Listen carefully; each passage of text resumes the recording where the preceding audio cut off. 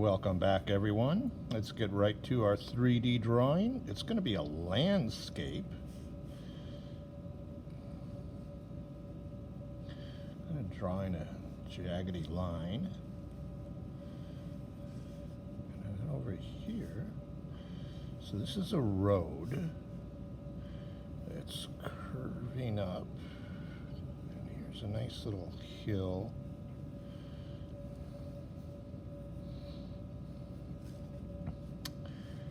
And let's put another so you can see what we're exactly doing.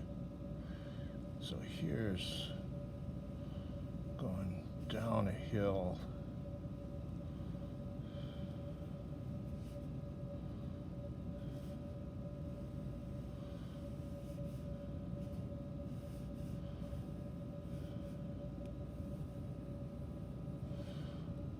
And this road, so here's the road going down a hill, turning around, and we don't see part of it. And it's leading right to what will be a church out in the country.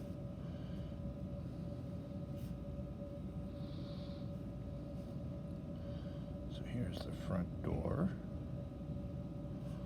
and we got some windows here.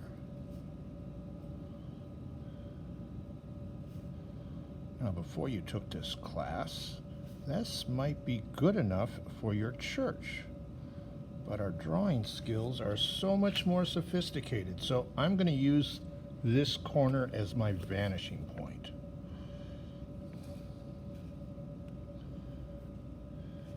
All done 1 point linear perspective.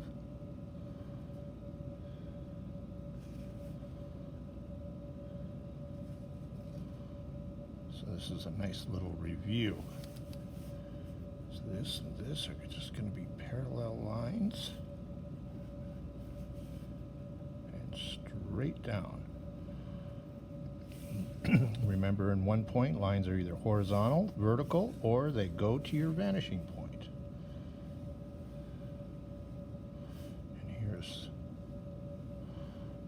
And in this church, it's going to be on a bluff.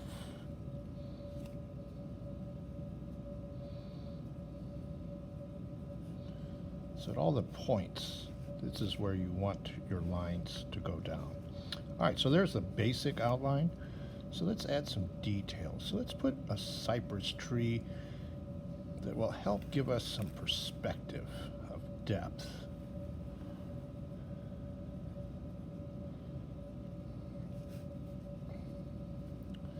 Squiggly lines, cross-hatching, either way, doesn't matter.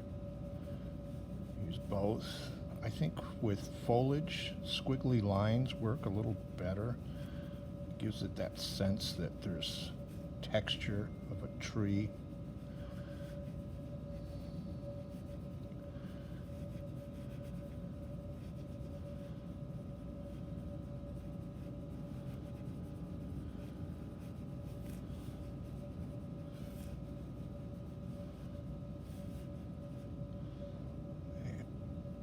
Shadow on the tree stump, and the tree is going to cast a shadow.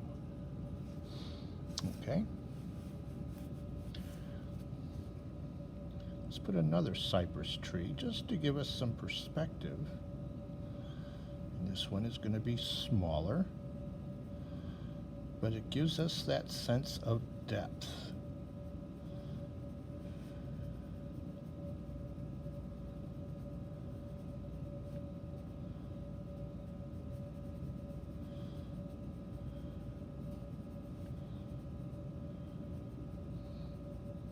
Even though trees still have form shadows, so if the light, since we've established it's over here, you're still going to get one side is going to be a little bit darker, but it'll be more uneven if it were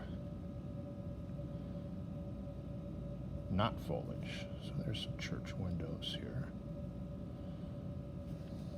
And the church will be in shadow.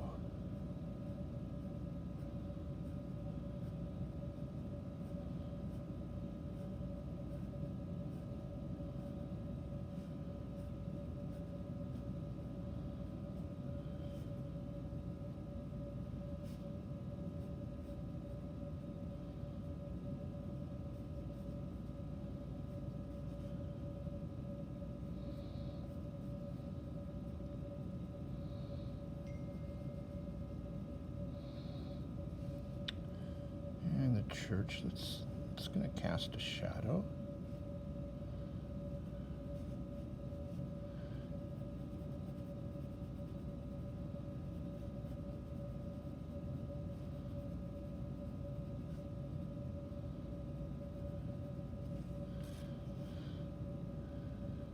Let's put a cemetery.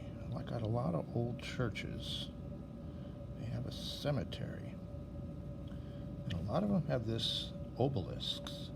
You find these in a lot of old cemeteries. And an obelisk is actually a sundial. And they use it in cemeteries to represent the passage of time. In fact, these obelisks, the Washington Monument is one. These were the original clocks.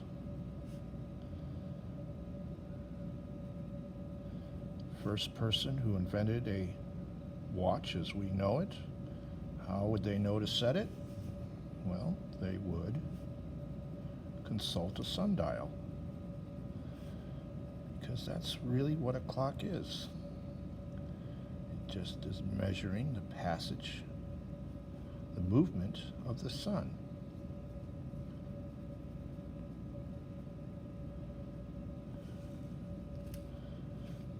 All right, let's put some shading on this.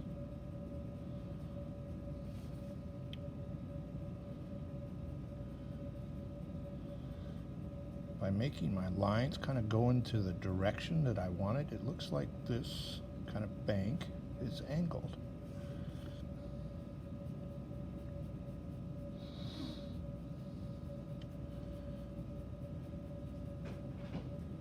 And the more I shade this... They got it off the pool cover. Oh. So I'm going to just stay until I'm done with class and go check it later. But thanks for your willingness to help. Absolutely. Okay, later. That was Mr. Borskin, everyone.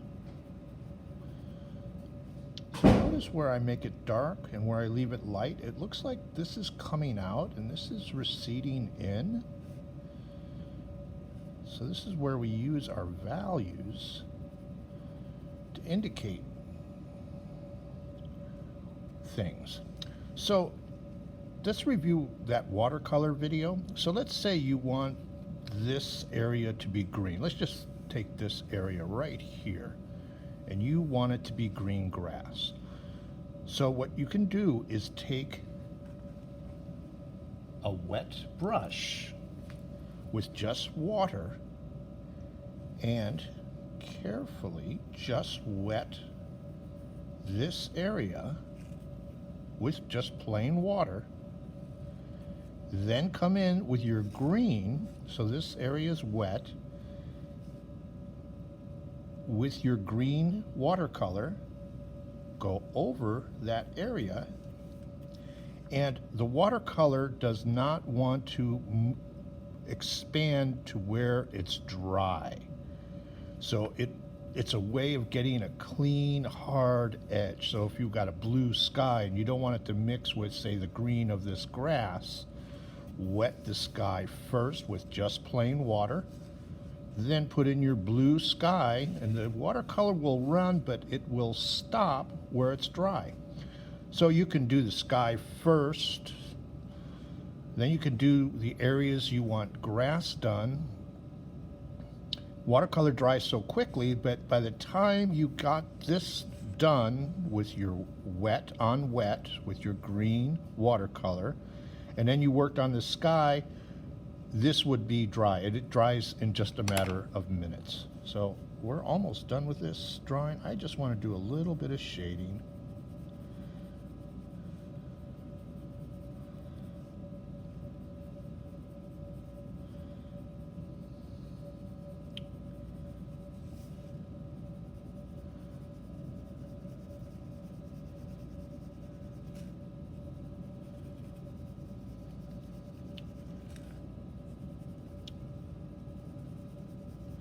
And remember, so if I wanted this green, and you do it very lightly, you let it dry, go over it with the same green, it's going to be a darker value.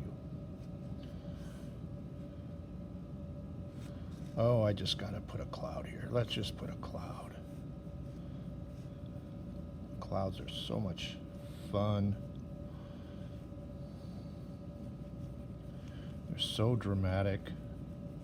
And remember, clouds tend to be flat at the bottom. And again, you can use cross-hatching with clouds, or you can use these squiggly lines. And the darker you make the cloud, the more likely it is going to have rain in it. Sometimes they stack up.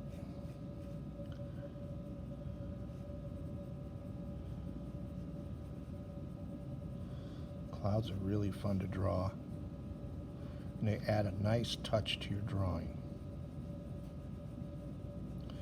So if you wanted to put in some clouds in your watercolor, you would just do your wet on wet, so wet the whole area except just kind of pencil in where you're going to put your clouds.